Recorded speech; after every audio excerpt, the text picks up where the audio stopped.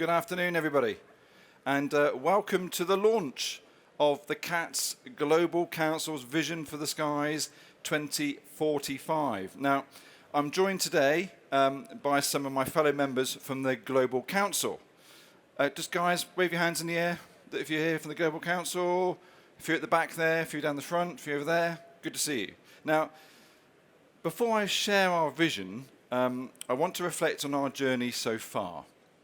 I think I can speak on behalf of all of us on the Council that when I say that the speed of change in our sector will be faster in the next decade than it has been in the last century, and it's getting quicker all the time. Time moves so fast, does it not? The formation of the CATS Global Council and the actions that we have taken, the shared vision we have produced, proves that. Back in December 2020, when I announced the formation of the Council, a global vision for all airspace, supported by both the traditional aviation industry and the drone industry, was an aspiration, a response to systemic barriers and foreseeable risks all across our industry. A belief that something was missing. So to be stood here today, less than a year later, having created that vision, is a truly remarkable achievement. As the Council's chair, I am beyond proud of the progress we've made and how fast we've made it. This is an industry first. Leaders from every domain joining together for a higher purpose, for a common good, for a harmonious sky. Now, participation in the Council was great. This slide shows our founding member organisations. Leaders from all these organisations came together to craft something that will quite literally shape all of our collective futures. So this is a celebration of the tough and really difficult conversations we faced into and the truly invaluable inputs from every Council member. They all individually contributed. And I extend a sincere personal and professional thanks to each and every one of them. Now, with that said, we're now excited to share a short animation that brings our global vision for 2045 to life across every dimension of our sky. So, Eduardo, can we please play the animation?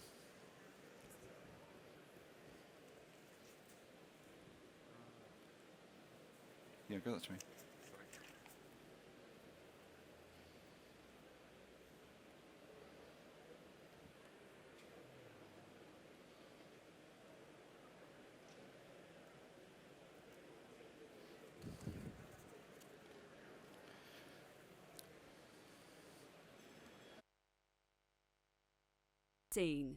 It's the year 2045, and we're experiencing physical and digital connectivity like never before. Point-to-point travel is seamless as we take to the sky in a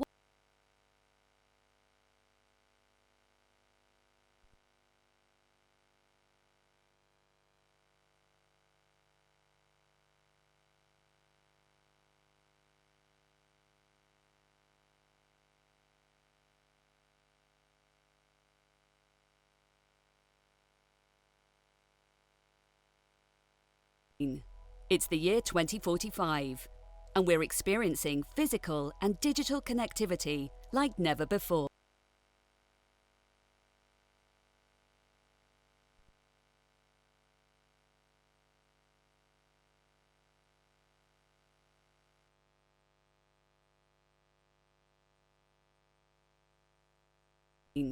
It's the year 2045, and we're experiencing physical and digital connectivity like never before.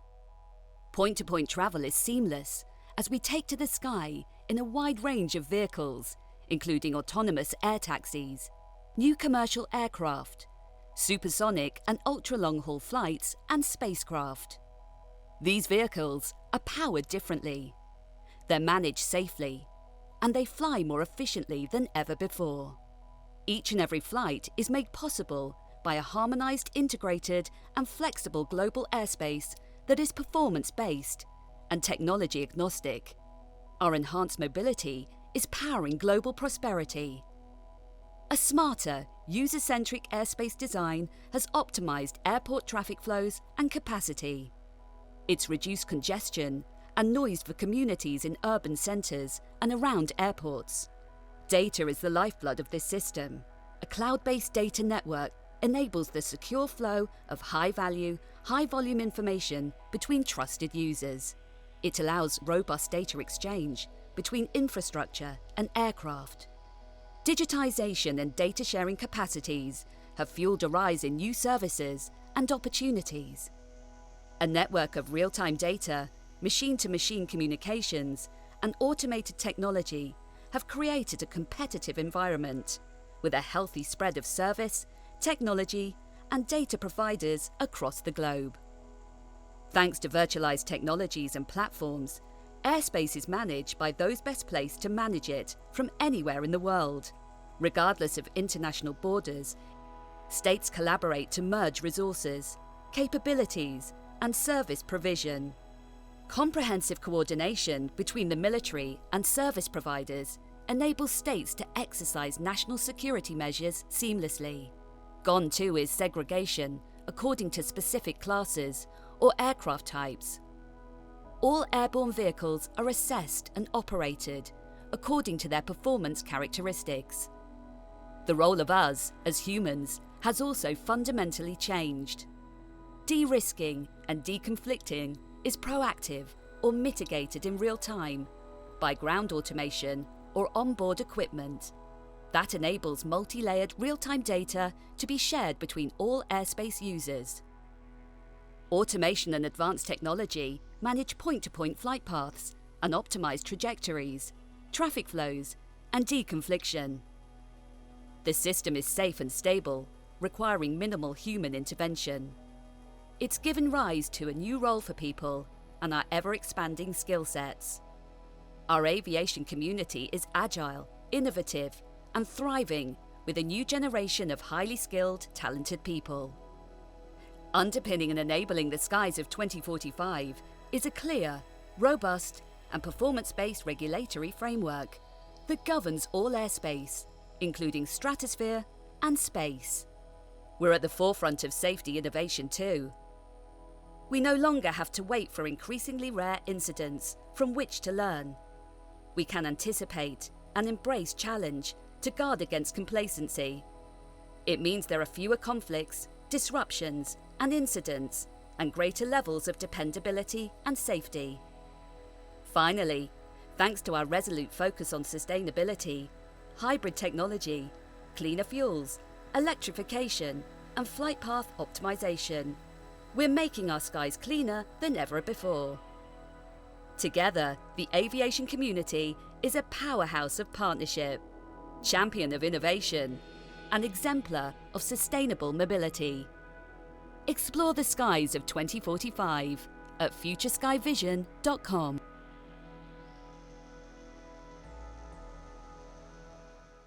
Picture the scene. It's the year 2045, and we're experiencing physical and digital connectivity like never before.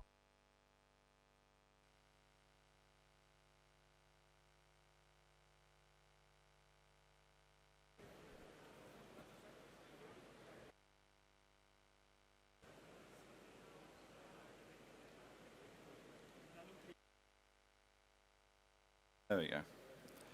Well, first of all, you didn't get to see it hardly at all. Then you nearly got to see it twice. So that was lucky. Anyway, I hope eventually when it came up, you found it inspiring.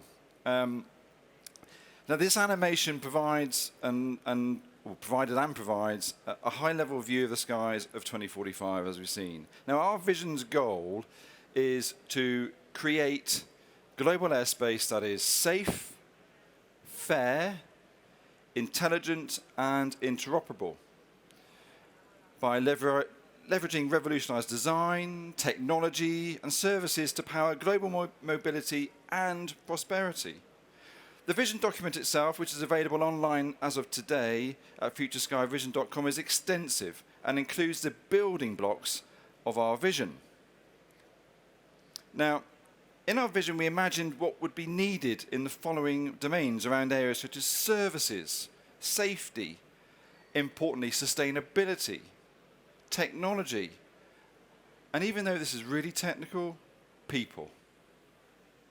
So these are some of the highlights of our vision. Now, I'd like to invite some of our Global Council members to join me on stage, please, to explore the vision in a little bit more depth and a little bit more detail. And if you have some questions, please wave your hands, and I'll look to take the questions from the floor if you have any. So I'd like to please welcome CANSO Chair Gilbert Kibe, NATS CEO Martin Rolfe, Wings Head of Policy and Government Affairs Margaret Nagle, and Altitude Angel CEO Richard Parker. Thank you, ladies and gentlemen. Now, normally in these types of scenarios we get lots of big introductions. I'm not going to do that today. I'm going to get straight in and asking some questions, if I may. Now, having a vision is often, it's necessarily broad and quite wide, but there's always something in there that any one individual I think can relate to. Now, that might be something that you really like, might be something that even scares you a little. So, Richard, I'm going to go to you first. What's the one thing that gets you or scares you or excites you in this vision? Well, Simon, what a great question. I'll just shout really loud until someone hears me. Is my microphone going to work? Hello? Can you hear me? Fantastic. Yeah. Well, the thing that really scares me the most is that the tech keeps failing, and we can't get it right in 2021. No, 24 years, this vision, right? It's a long time. And I think, those that know me will know that I get quite excited about a lot of different things. And I think, first off, there is an opportunity here. The message of integration, the message of unification, of interconnection, these are all words that mean a lot to all of us.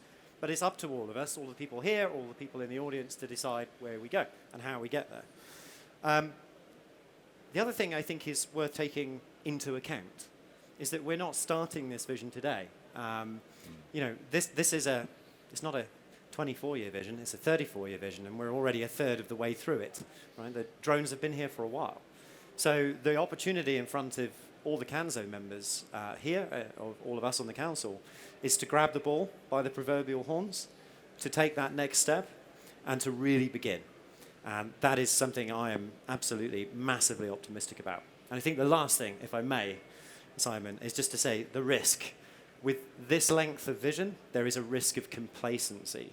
There is a risk of us all just falling back into the norm, because that's what we're used to. So it's going to require constant attention, constant focus, constant enthusiasm. And I know that we're going to get that from the council members, so I'm delighted to be a part of it. Okay. Do you agree with him? Say no. Yeah, I do, actually. And one of the things that I find, that I also find really exciting about this is the inclusivity that's in the vision, right? We know that airspace and UTM should support diverse users and really make access to airspace possible for everyone. And I'm excited to see that this vision really does capture that. Okay. Martin, is it brave enough? I think as it's stated up there, it's pretty brave. I mean, I think it was quite easy in some ways not to... we had a lot of arguments in the creation of it, but actually creating it was relatively easy. But even when we looked at it, we saw, there's a lot of things to resolve in here. No segregation. Now, that's a really good thing, but that's really hard. No sovereignty issues or no sovereign boundaries that stop it all from working.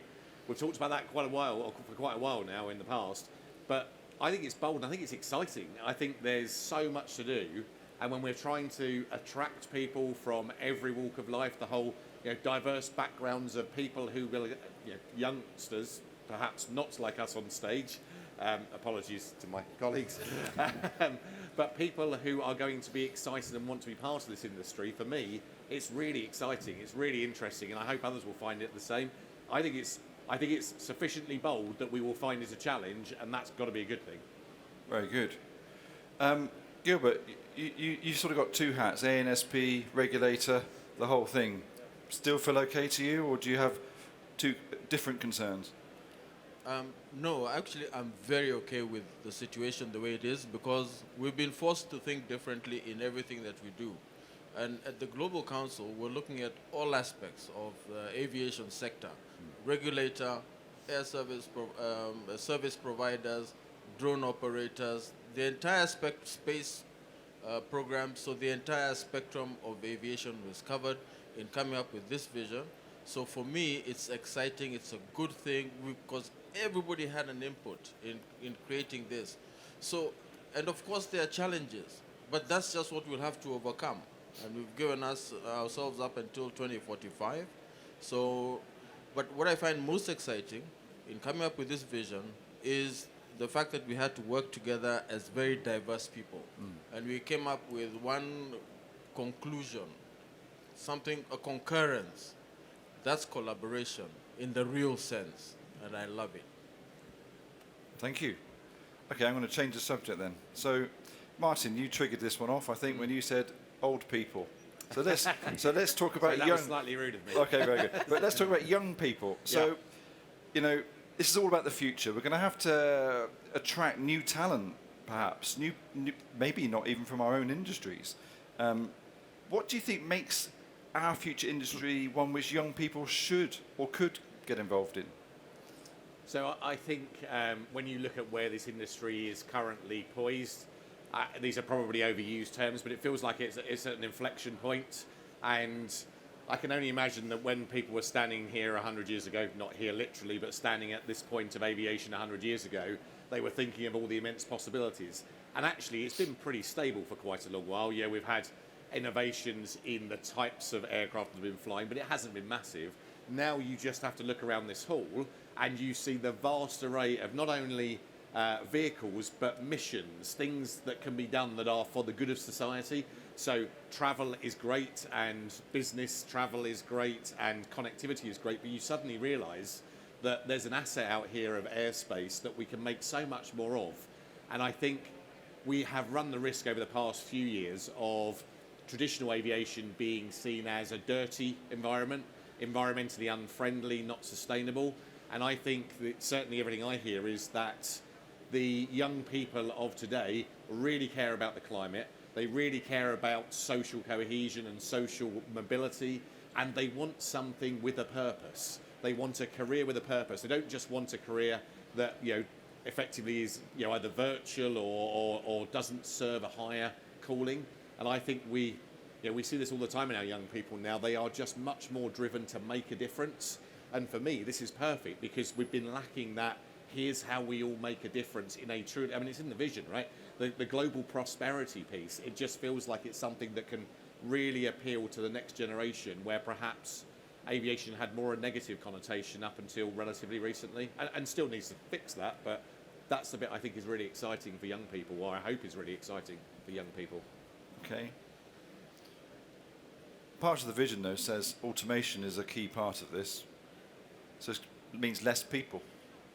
So is that attractive? How do we make an industry that's going to be less people? We all know today that air traffic, aviation, airspace is quite people intensive. Is that still going to be attractive? Can we make that attractive? Richard, Margaret? Sure, I'm happy to go, and I'll follow we'll up. tag team. Yeah, there you go. So I think the introduction of automation has revolutionised pretty much every industry on the planet, and aviation is very late to adopt automation. Does that mean that there will be no people involved in aviation? Absolutely not. Anyone that today or in the last 5 years has taken part in any BVLOS trial or any automated flight will know that it takes an astounding amount of people to do that.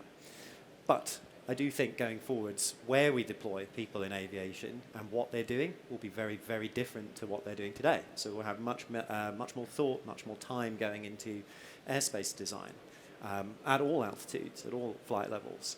We'll be thinking more about the interaction of aircraft with cities and municipalities. There is going to be a role for people, absolutely. But will the role of an air traffic controller today resemble the role of an air traffic controller in 2045? That's a question I think we all need to answer together. Yeah, agree. And I think actually you'll see a lot of new roles being created, right? With our technology, we're seeing roles where we're introducing this new technology to cities, and how do we work with cities, and who are the people who work with cities to engage with them and educate communities about the technology. The people who are building the technology, we're seeing that a lot of the roles that exist today in aviation are actually moving earlier into the process of developing our technology. So we need the people with that skills and that knowledge in the early phases for development of the technology, the programming of the systems. And so I think you'll continue to see new roles that are exciting for young people, new roles that are taking the skills and the expertise that exists today in the aviation industry and finding new places to put that into the system. Okay. You mentioned before, I think it might have been Martin that mentioned before about sovereignty was a biggie, and there's a couple of other really big challenges in there. Gilbert, I ask you to put your regulator hat on. We've got IASA actually as one of our council members, and do you think what's the role of the regulator in this? Are they going to be able to keep up to speed with industry? Do they need to keep up to speed with industry? How are they going to do that? We have to, because our primary role is to ensure that we serve our customers, facilitate them to achieve what they want lawfully. So it is our job to change the rules, the regulations, the laws, wherever required, to be able to make our new entrants and everybody else be able to operate in a smooth manner. So we are known as very slow in how we do our things as regulators. We're nowhere near the speed of the ANSP or the new entrants that are coming up. So it's something that concerns me, but it's something that is surmountable. We've even come up with performance-based regulations system. So whereas we were hearing the other day it takes 8 to 10 years to come up with a standard by ICAO, we want to come up with new regulations in a quarter of that time. In 1 or 2 years, we should have come up with a regulation that will facilitate what this new requirement will be. So that is a tough job that we have to do, but we have to do it because we don't want to be left behind. We are interested in the growth and development of aviation in every sector. So we cannot be the ones to slow it down. So we have no choice but to act and to act fast. I'll ask the other three, is there any one thing that industry can do to help the regulators, do you think? Or is it all down to them? I think it's definitely down to industry to help guide and to steer and to educate regulators on a global perspective, but equally to try and speak as much as possible with a single voice. Regulators are here. They're acknowledging the challenges. They're acknowledging what needs to happen. But again, we need to work together, and we need to help our regulator colleagues understand what the technology can do, and crucially, how we're foreseeing it will change over the next 2.5 decades, which is a long time, and then to put in place the systems that enable that safety to be pervasive throughout the entire ecosystem. This is not just about the introduction of a new technology. It's a brand new airspace that we're imagining, and that has never happened before. Exactly. And I think we all have to go on that journey together. And one thing I would add there that I think industry can really do in terms of speaking with a single voice is working on industry standards, because standards can evolve over time in a way that sometimes is more difficult for regulation. And so having performance-based regulation, which is one of the things that this vision talks about, and then being supported by industry standards that can support those regulations, I think is really critical.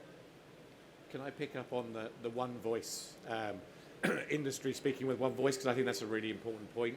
If you look at a lot of regulation, and Gilbert, I'm sure you will have seen this a lot of regulation is there because nobody could agree. Actually, if we start with a vision that we all agree on and we continuously test ourselves as an industry of are we making steps towards that, then hopefully there's less disagreement that the regulator then needs to either be lobbied on or opine on and put in place because we don't agree, and hopefully more regulation that can be put in place more quickly because we do agree on how it should be done. I think there's regulation has got to be quicker if we're all aiming for the same thing, one would hope. But thank you, Gilbert, for saying that ANSPs were fast. which I don't very often hear that, especially not. It was a relative It was a expression. relative thing. It was a relative thing, but I still heard it. Okay, really good points. And I just ought to acknowledge, actually, the single voice. This is the whole purpose of this vision. You can see all the players there on the slide, on the placard over there, of which ARSA are a member, for example, of which ICAO also are attending as a member of the council. So for the first time, regulators and industry are working together to come up with that single voice, which I think is incredibly powerful. Now, I did say, if anybody's got any questions, please raise a hand. And whilst you're thinking about if you have one, just raise your hand and I will come to you. I'll come to you in a second, sir, then. And another one in the corner. So we have 2 questions. That's probably all the time I'm allowed to ask. So I'll go to you two questions. First, though, Margaret, sustainability. So sustainability is so important. Is this going to help? This global vision, is sustainability the purpose of this, or is it going to hinder it or change it? I think it can absolutely help. And there are 3 areas that I would call out that I think it can help. So one is collaboration, right? Anytime you're trying to solve just an enormous problem like this, you have to have collaboration. And the vision is really calling on all of us to create cooperation across sectors and to take a really global approach. And that is going to be necessary to tackle this problem. I think the second one is it creates a pathway for even more improvements to aircraft, sustainable fuels, and the ATM structure, creating a flexible and efficient airspace, which I think will be critical to reaching our sustainability goals. And then finally, something that's near and dear to my heart at Wing is really enabling the new entrants. And what you see with the new entrants is that a lot of these vehicles are electric powered. So you have the electric drones and UAM, and we know that they will contribute to our sustainability goals. For example, drone delivery, right? Delivering a package by drone reduces or produces 99% fewer emissions than that same delivery by an automobile. And there's a recent study that Virginia Tech completed, and they looked at what kind of an impact drone delivery could have on a average sized U.S. metropolitan city in 10 years if drone delivery were adopted. And there's just some pretty impressive stats of what the potential is. So it could reduce 294 million miles a year of vehicle traffic, and that is equivalent to taking 25,000 cars off the road. It could reduce 114,000 tons of carbon emissions, or the equivalent of 46,000 acres of new forests. And I think those changes, not necessarily in the how do we get a passenger from point A to B, which is incredibly important, but also in how last mile logistics will happen and the sustainability of those use cases. This is a critical technology, and I think this vision really does show how we can enable those. And so will it have an impact? Absolutely. I'm not going to ask any other panel members after that answer. That was pretty good. I'm not sure they'd be able to match the numbers. So very impressive. Thank you. So, sir, please, can I have your gentleman there? Like to ask a question? Him, yeah. Thank you very much, Simon Goodwreck. Thank you very much. We appreciate this. As we say, the devil is in the details. So what type, have you identified what type of people are going to implement Vision 2045? Ooh. That's yours. It's fine. Okay, thanks. So it comes a little bit onto the next steps, actually. If I take a step back, the most difficult conversations, you're right, was it kept slipping, even with the leaders, these are all leaders across the whole globe, it kept shifting to the how rather than the what. And this is very much about the what. We needed to get aligned and we needed to get absolutely clear on what the what is. And I think we've done that now. So the difficult conversations are about to start again, which is about the how. And who do we need to do that with? Well, actually, we do need to widen out the council membership, because we need a lot more of the industry all involved now, because it affects so many of us, all facets of the industry. So early next year, we're going to be then looking at each of the building blocks and working out the steps that we need to take year on year on year to get to 2045. Then we will establish who we need, what we need, and importantly, how we do all this. Okay? I don't know if there's anything else anybody wants to add? Yes, let me add that it's important that each and every one of you in this industry considers the possibility of joining the Global Council so that you can help us to answer your question. Who is going to do this? Because currently we don't know, but at least we know what we need to do, but we don't know who is going to do it, how he's going to do it. We need to invent that. We need to create that. So we need you to help us to do that. So I think that's it. Can I add? I was going to add one thing, and I completely agree with your point. The devil is in the detail. Yeah. I think the challenge for us all is going to be to not get lost in the detail and lose sight of the vision, because it's so easy to do, and we do it so many times where we want to normally say, here's a plan from now till pick a date, 2045, and we want to know every one of the 747 steps on the way in detail, with budgets, with outlooks.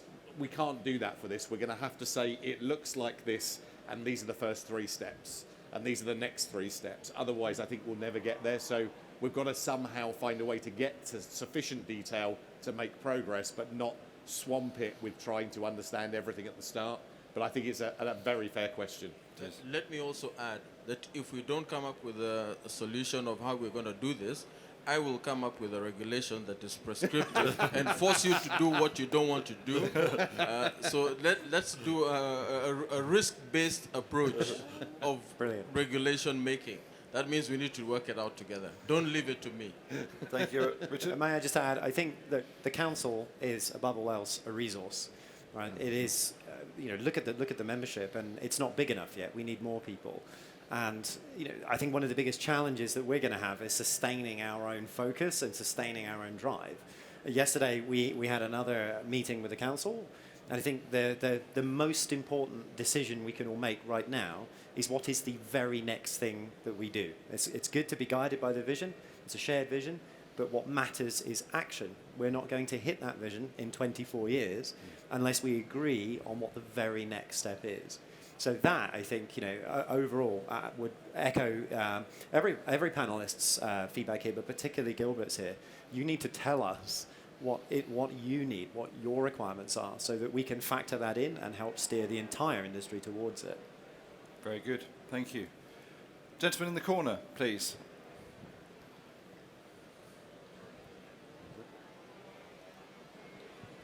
Thank you. I hope you're ready for this one. I sit here as an airspace user. On the entire board, I see IATA, which I suppose represents the airspace users. Not everybody is a member of IATA in the industry, but there's a far larger group outside of the industry: business aviation, private aviation, sports aviation, everybody else. Will they be getting the same sort of attention, or would they need to have their names on that board too? It's a similar response to the previous question. Simple answer is yes. We want you to be a part of this. We want you to be involved. We want those different representative bodies of airspace users to join. Isn't it, again, being very transparent, it was an open conversation that the council had. We started off with a smaller number, and then we got to this number of council members, and we had to draw a line, because the bigger it gets, the more difficult it is to get that alignment and that simplicity, really, that we've been trying to strive for, and that what. So we drew a line. We had a number of requests for further joining. Now's the time to join, actually, because we've got that broad vision. Now's the time to join and get more involved, and we're opening the doors to anybody and all who want to join the council for exactly that purpose. And the airspace users, whoever they are, from space to what I call heritage airlines, to new or business airlines, to whatever you want to call them, they need to be included, because the airspace users drive what services are required. It's as simple as that. Can I just add one thing, which is the biggest point for me, or one of the biggest points for me, particularly with an ANSP hat on, is the unsegregated nature of the airspace. Yep. So if we have unsegregated airspace and we're not taking care of the groups that you just talked about, whether that be business aviation, whether it be general aviation, sports flight, then we've failed in achieving the vision. So it absolutely has to be as much a part of it as any other user in that whole of the airspace. So absolutely. I may just add one clarification as well. I think, and I'm going to drag us all forward to 2045 here and say we're thinking about airspace classification and classifications of users as if we're here today in 2021. In 2045, we're very much more agnostic. The airspace is a singular resource. It is interconnected. It is open to everybody. We care about navigation and movement and less about the use case, the specific use case. So I think, how do you manage that in a vision? And the reason there are a few entities starting it is we had to agree principles rather than prescriptions, right? You know, for general aviation, there is these rules, and for commercial aviation, there are these rules. That concept disappears as we move towards 2045, and it's that concept and the erosion of that that we really need guidance on. How do we do that quickly? How do we do that in a way that is inclusive and is sustainable? Well, I think it's a great vision, and I'd like to thank you all for putting it together. And if anybody in this room can help, we're happy to help. Thank you.